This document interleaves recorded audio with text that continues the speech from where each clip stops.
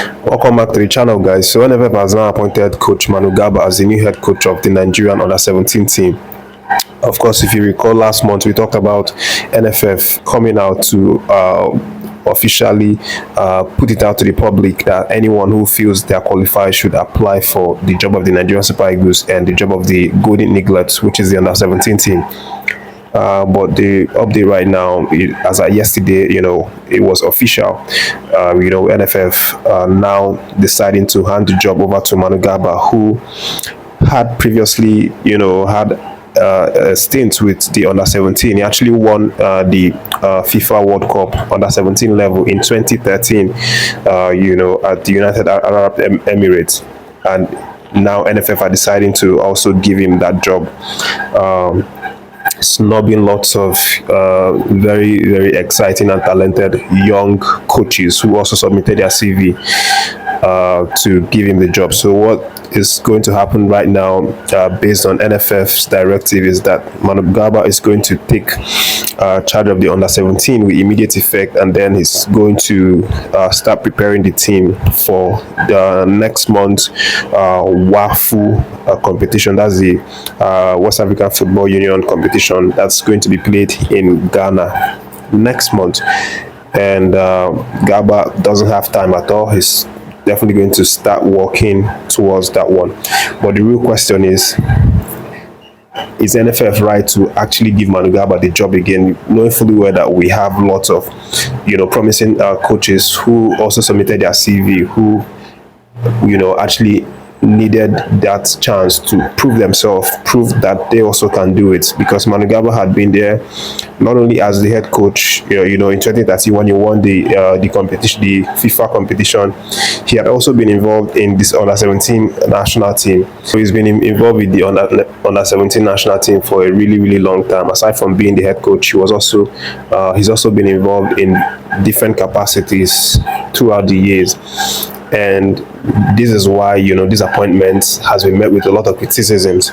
I personally, I felt, or I thought NFF should have given it to one of these new promising coaches who also submitted their CVs.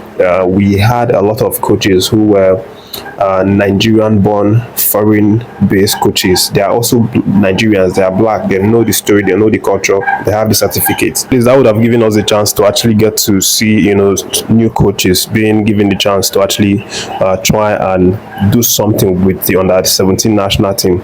But that's not going to happen because NFF has decided to give it back to Manu Garba.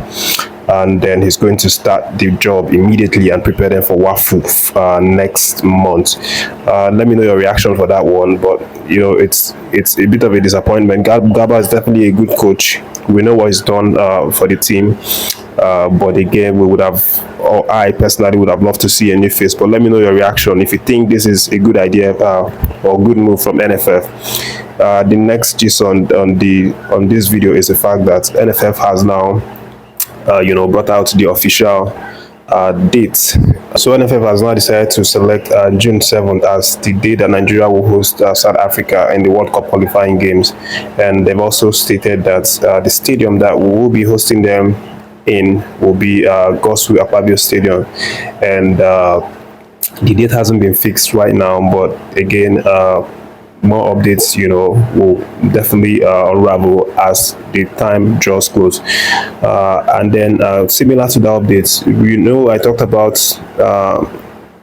the fact that Benin Republic will not, has been banned to host Nigeria because their facilities, according to CAF, does not meet the standard. We talked about this in one of the last videos, and I mentioned that Benin Republic's FA, we're actually having conversations with Ivory Coast FA about the possibility of renting one of Ivory Coast standard stadium to host Nigeria for the other World Cup qualifying games that we will be having on the 10th of June. So the deal has now been settled between Ivory Coast and Benin Republic as regards the stadium rentage. And what has now been decided based on the reports is that there will be Benin Republic will be hosting Nigeria in Stadio de Felicia, which is one of the one of the stadiums used in this concluded AFCON. It's an Ivory Coast stadium. So that's where we're going to be playing that game against Benin Republic in the World Cup qualifying games. More updates and clarity in terms of when these games are going to be played will definitely be given by NFF and these regulatory bodies as the time draws closer. But moving on, guys, let me let you know that William Troost-Ekong is also in the news, and for several reasons. One is the fact that he's been planning a charity match for his new foundation that he's just recently established. It's called the Troost-Ekong Foundation, and he is planning a charity match where he will call lots of well-known African legends of the game to actually be in attendance and play a match to kickstart that foundation. And of course, there are a number of people who we've seen that have confirmed that they are going to attend. The likes of Song, former Arsenal player, is one of them. Kanu Nwankwo is also one of them, and a whole lot of other stars. He's still currently talking to some potential African legends who we would likely see in the event.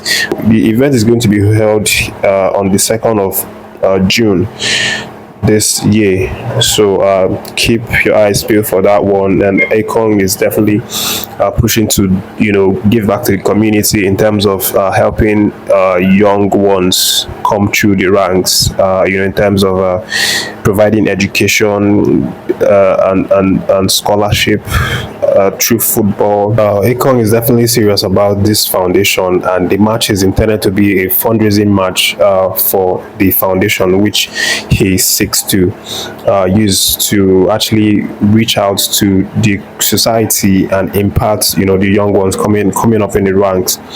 And we'll see how that one goes, guys. But also, he's also been talking about the captainship role in the Nigerian Super Eagles. So you do know that he was the current captain for the recently concluded AFCON competition, and right now he's still the captain because Ahmed Musa is not really in the picture that much. But again, what he's now said is he's now talked up the possibility of Victor Osimhen taking over the role of the captainship, after him. Still recovering, and then I'm sure he still has, many roles to play in the national team. But he has been talking about Osimhen as someone who has that, leadership attributes in terms of carrying the team, in his back as the captain of the national team. So Ekong has now, vouched for Osimhen and said that Osimhen is the guy that has that great leadership quality. He talks about him actually being there when Osimhen was introduced in 2019 as a backup for Igalo, when Igalo was, at the final stages of his Super Eagles career. And he's just, been filled with praises and words for Osimhen, in terms of how he can really lead the team. And in his mind, he has no doubt that Osimhen is definitely going to be a good captain and a good leader for Nigeria in the future. But that's the update, guys. Let me know your reaction for any of the stories that you feel connected to. Thank you for watching this one. As always, I appreciate you guys. Stay tuned to the channel. Have yourselves a lovely weekend.